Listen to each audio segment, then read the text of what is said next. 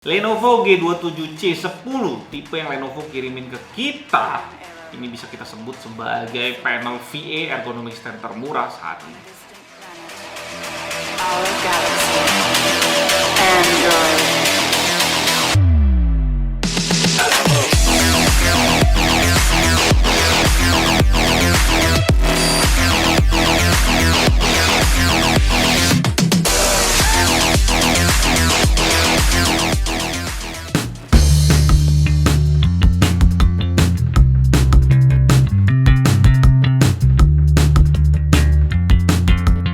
Selamat datang di GTA di channel paling canggih di 2020. Gue ucapin dulu terima kasih untuk Lenovo yang udah kirimin kita barang ini untuk bertanding dengan brand lainnya di GTA di Top 10. Dan sekalian di giveaway untuk salah satu dari penonton GTA yang beruntung. Nyalain loncengnya di sebelah tombol subscribe supaya kalian gak ketinggalan eventnya. Siapa tahu kalian yang beruntung.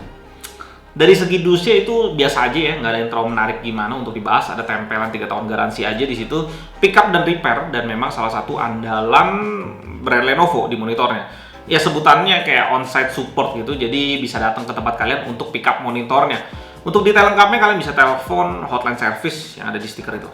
Source yang kita dapat di monitor ini manual book yang kita cuekin pastinya, kabel power tanpa adapter, berarti adapternya di dalam monitornya. Satu kabel HDMI dan extension plastik yang dipasang di kakinya untuk kabel manajemennya kayak klep gitu ya.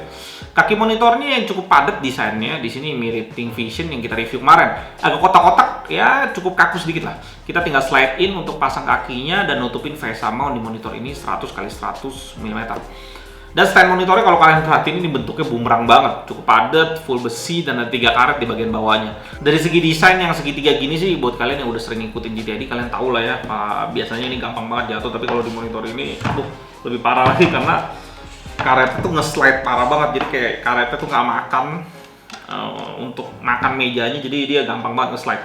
Dan di sini ergonomic stand cuma bisa 2 guys, tiltnya itu kerasnya luar biasa, dan kalau dari posisi gue nih sering kayak bikin height adjustment-nya ke trigger gitu ya, tapi untuk height adjustment-nya cukup mulus. Nah ini sih nggak terlalu gampang banget jatuh ke samping, cuma karena ini nggak ada swivel ya 2 jari cukup aja untuk jatuhin ini monitor ini ke samping gitu. Ya hati-hati aja kalian kalau pakai monitor yang bentuknya V. Dari desain belakangnya ya cukup lah rata-rata aja, nggak ada yang spesial. Logo Lenovo di sana dan ada lubang fan untuk keluar panas yang menurut gua nggak pelit-pelit dibukanya, lebar dan panjangnya membentang hampir sepanjang monitor di bagian belakang. Untuk jalur heat keluar panas di monitor ini aman banget lah, nggak usah dipikirin.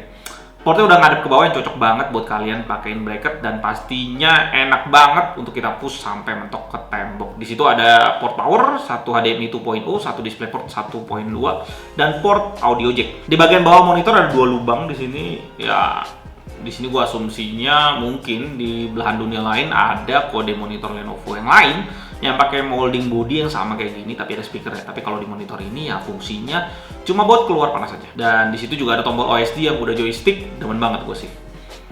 Bagian depannya udah bezel-less dengan tebel, preset bezel-nya di 0,8 cm untuk 27 inch, ini standar-standar aja. Ada logo Lenovo lagi di bawah kiri, dan overall dari depan monitor ini udah cukup clean. Ya tapi tetap aja ya, buat gua yang tiap hari liatin monitor, lihat bezel-less udah kayak liat nasi, ya biasa aja gitu. Spek lengkap monitornya ini di website resmi Lenovo, 27 inch Full HD resolution, VA panel, curve-nya 1500Hz, refresh rate 165Hz yang berarti udah overclock pabrik default, dan bisa kita dapetin kalau kita pakai DisplayPort di monitor ini. HDMI di sini cuma support sampai 144Hz, dan kalian harus ingat di monitor ini cuma kasih kita HDMI, jadi kalian harus beli DisplayPort untuk dapetin full potential dari monitor ini. Brightness-nya 350 nits dan kontrasnya di 1000:1 yang di sini membuat gue bingung, dimana kalau panel VA biasanya standarnya bisa sampai 3000:1, dan di website resmi malah cuma tulis 1000:1. Kalau beneran cuma sampai segitu untuk standar panel VA sih itu jelek banget. Mungkin salah tulis kali ya, soalnya di display specification tulisnya 3000:1. Response time-nya di 4 ms di mode ekstrim dan 6 ms di mode normal, itu di OSD kalian bisa pilih. Yang kembali lagi ini panel VA ya. Jadi ketika buat tes UFO di mode ekstrim, ya itu bayangannya bukan main banyak ya, kalian bisa hitung sendiri lebih dari 7 kalau gue perhatiin sih. Saking panjangnya ketika lu lihat di belakang UFO itu kayak ada hitam-hitam gitu ya, karena panelnya terlalu lama untuk shifting. Ya ini sih pastinya parah banget nggak enaknya kalau kita main game kompetitif, terutama game FPS. Ya buyar aja itu kepala musuh ketika lu mau fokus headshot kepalanya, apalagi habis lu flick gitu ya, karena lu lagi jalan ke sini, tiba-tiba dia lagi nembak, lu flick dong. Wah ngeblur, bukan ngeblur, shiftingnya terlalu lama. Kesempatan lo miss lebih gede karena mata lu tertipu ya dengan bayangan yang nggak selalu ada. Ya di situ ya tetap aja lah ya panel TN juara dalam hal motion blur, apalagi untuk competitive gaming. Panel bitmap-nya di 8 bits murni, tapi kalau gue cek di display specification ini sih 6 bits plus FRC. Di sini saran gue buat kalian yang mau beli monitor ini lebih baik expect yang terburuk dari sebuah spek monitor. Mungkin gue nggak bisa confirm how panel bitmap ini, dan mungkin kalian yang nonton ada yang punya mata super sensitif pas edit foto ya, dan lebih bisa ngebedain 6 bits plus FRC atau 8 bits murni. Kalian anggap aja ini 6 bits plus FRC, jadi pas kalian beli monitor ini dan datang kan kalian bandingin ya, misalkan bandingin sama teman kalian yang punya monitor fix 8 bits murni gitu, dan ketika lo bandingin nggak ada perbedaan ya kalian kan nggak akan kecewa gitu, dibanding kalian expect sebaliknya. Ya nggak bijaksana aja menurut gue telan bulat-bulat apa yang ditulis. Monitor ini support FreeSync, yang di website Lenovo cuma tulis FreeSync biasa, sedangkan di dusnya tulis FreeSync premium. Kembali lagi gue bingung, ya kita ambil aja di dusnya karena dusnya yang diterima sama customer. Fitur ini sih tetap aja sih nggak guna-guna banget, karena dia dobelin FPS yang di show ketika FPS yang kalian capai di bawah Hz yang disupport di monitor ini. Dalam hal ini sih gue cek di Windows Hz paling rendahnya di 50 Hz. Tetap aja sih nggak terlalu guna gimana, karena orang yang mau beli monitor ini gue yakin udah pastiin PC-nya bisa push 144 FPS stabil di game yang dia mau mainin. Berikutnya kita tes pakai data color SpiderX untuk confirm spek yang ditulis tadi. Kalau gamut kita dapetin di 100% sRGB, 80% Adobe RGB, 82% DCI P3, dan 76% NTSC. Untuk brightness-nya gue udah coba otak-atik 2SD sampai settingan yang paling terang di mata gue. Baru gue tes pakai SpiderX, dan di sini cuma dapetin 292,5 nits. Dengan kontras yang nggak sampai 3000 memang, cuma sampai di 2190/1. Dan white point-nya agak kebiruan di 7400 Kelvin. Mungkin pihak Lenovo bisa kasih tahu kita settingan OSD yang bisa capai di 350 nits sesuai websitenya. Ya bisa tulis di kolom komentar di bawah supaya yang beli dan nonton video di GTID tahu. Kalau uniformity-nya agak kurang, kalian bisa lihat warnanya banyak yang nggak akurat, terutama 3 titik bagian bawah itu di 5,1, 5,6, dan max-nya sampai 6,3. Luminance uniformity-nya masih oke, max-nya cuma sampai 11%, dan memang 3 titik paling bawah itu lagi yang paling off. Kalau akurasinya di sini lumayan, max-nya di 4,84 dan average-nya di 1,21 delta E. Ketika dikalibrasi cukup rapi, max-nya turun ke 4,02 dan average-nya lumayan jauh, turunnya ke 0,84. Overall rating yang dikasih data color ke monitor ini 4,0 tanpa dikalibrasi. Hasil data color akan gue slideshow beserta pengetesan OSD dan bleeding di video di atas sini. Monitor ini bisa kalian dapetin di harga 3750 dengan garansi 3 tahun full dari Lenovo yang di awal gue udah mention tadi. Saingan lengkapnya nanti ada di GTID Top 10, gue akan taruh videonya di atas ketika dia udah di post. Tapi gue mau highlight beberapa monitor yang mau gue bahas untuk VA panel 27 inch 144 Hz dan ke atas. Ada ViewSonic VX2718 3 tahun full garansi di 3,4 juta, dan Philips 272 M8 CZ dengan garansi 1+2 di 3,7 juta. Sebenarnya dulu ada juga AOC C27G1 dengan full ergonomic stand di 3,5 juta, tapi udah discontinue ya, itu buat informasi kalian aja. Sebenarnya kalau dilihat dari list di atas, Lenovo ini bisa dibilang 27 inch paling murah dengan ergonomic stand-nya saat ini. Ya, ergonomic stand-nya cuma tilt dan head adjustment.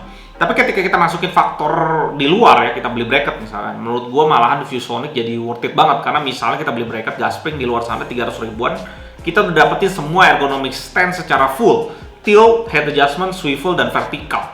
Vertikalnya bisa 2 arah pula, dan harganya masih sama dengan Lenovo yang ini.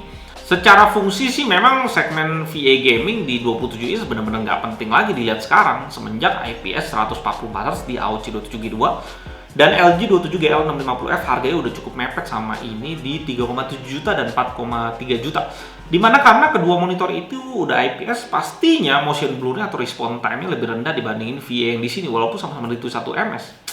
Jadi ya bisa dibilang nilai lebih di monitor VA saat ini cuma curve-nya yang membuat pandangan kiri kanan jadi lebih gampang dilihat ya, lebih enak buat layar aja sebenarnya. Tapi spek sisanya ya dibantai habis sama IPS flat. Di harga yang sama yang ini, gue udah bilang kita bisa dapetin AOC 27G2 dan tambah sekitar 600.000 kita dapetin LG. Dan kalau kalian peduli banget sama garansi, tinggal nambah 900.000 ada Asus VG279QL1A yang udah garansi 3 tahun juga dengan panel yang lebih bagus dan udah speaker juga. Full ergonomic stand pula.